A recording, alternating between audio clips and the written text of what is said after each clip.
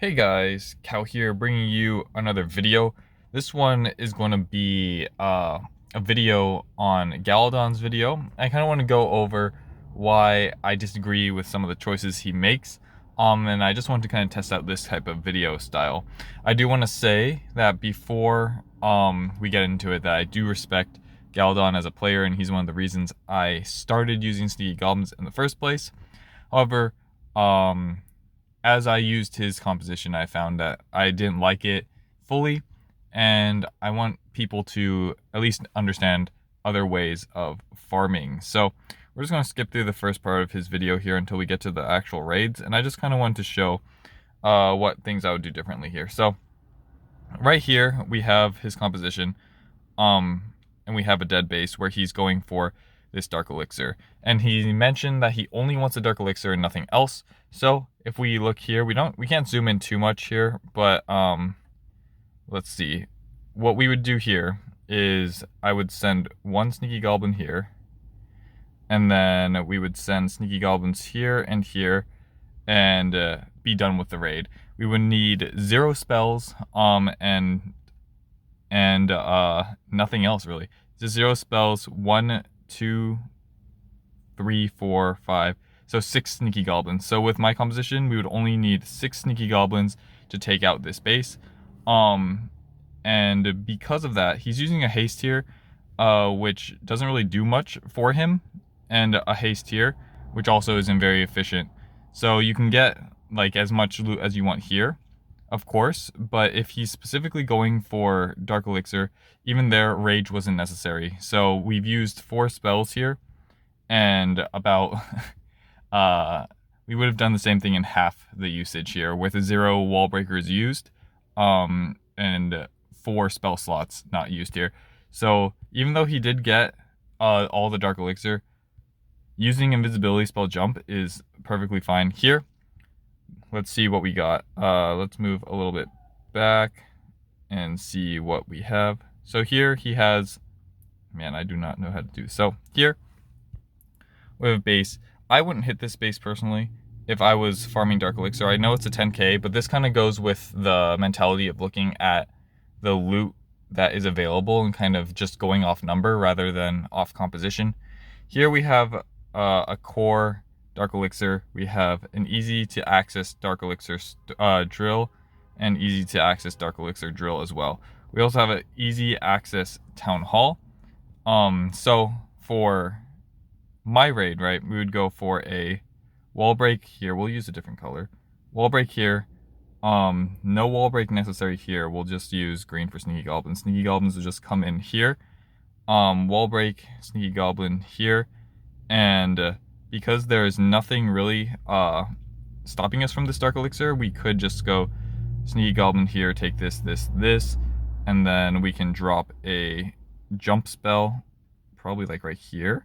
We can also drop a jump spell right here if we want to, but essentially giving us access to this Dark Elixir.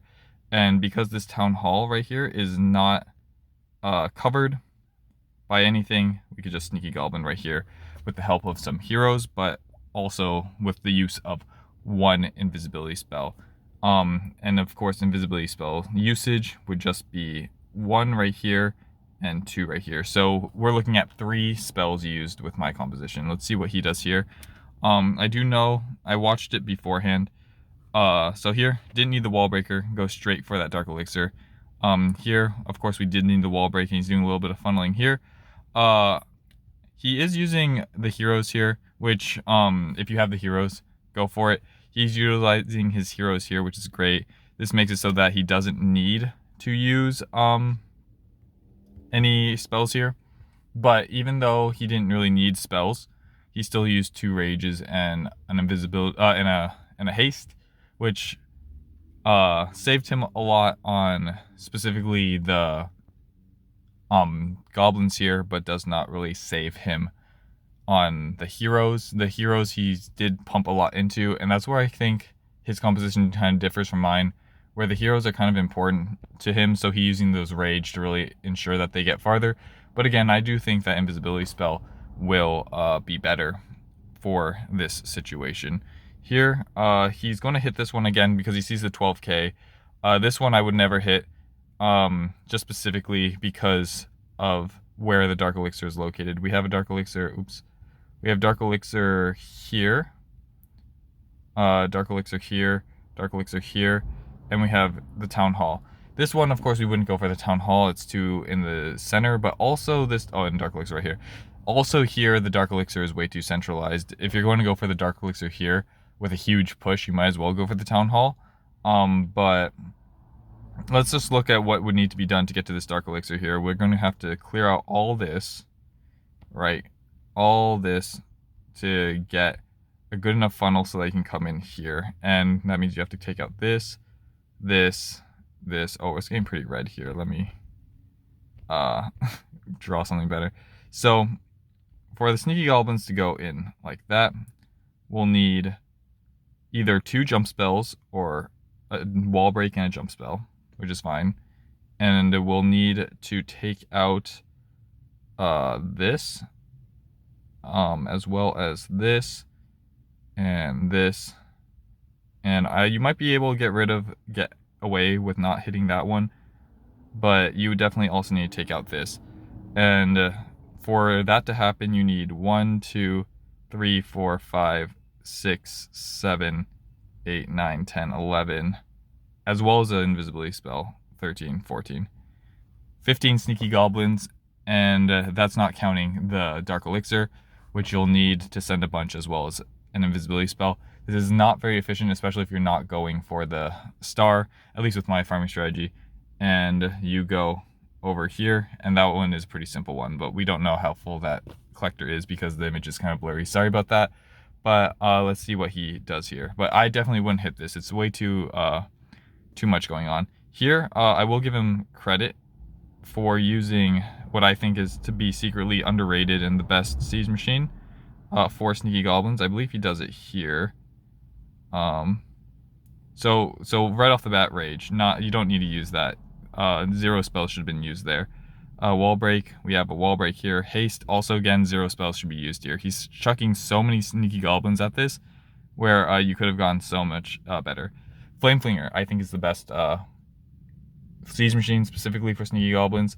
And yeah, and I do agree with this. He's using heroes here to clear out everything. Hero, Rage, invisibility spell, hero ability. He did not use a lot of Sneaky Goblins, but this was not even close to possible without heroes. Heroes did a lot of heavy lifting here.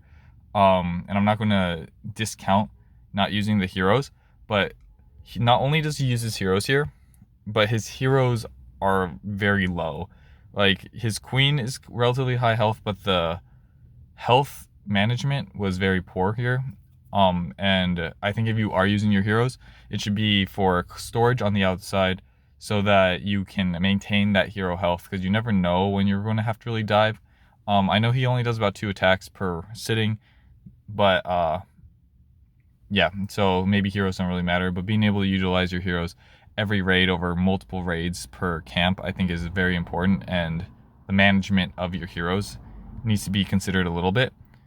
But overall, though, here's a simple one.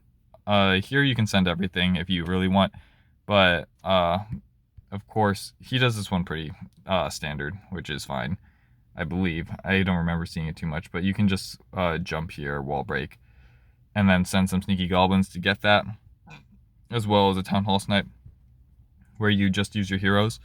I would hit the... I wouldn't go for the storage here, it's a lot, but I probably also would. Let's see, maybe you just come in around the back like this, but you can use your heroes here, just clear out all that. And that's pretty much what I would do. I would just drop all my heroes in a wall break, get as much as the other loot as possible, but mostly just go for these, go for the Town Hall and those drills, because they're easy access and I won't use up too much of my resources and get a little bit farther. But this one's pretty simple.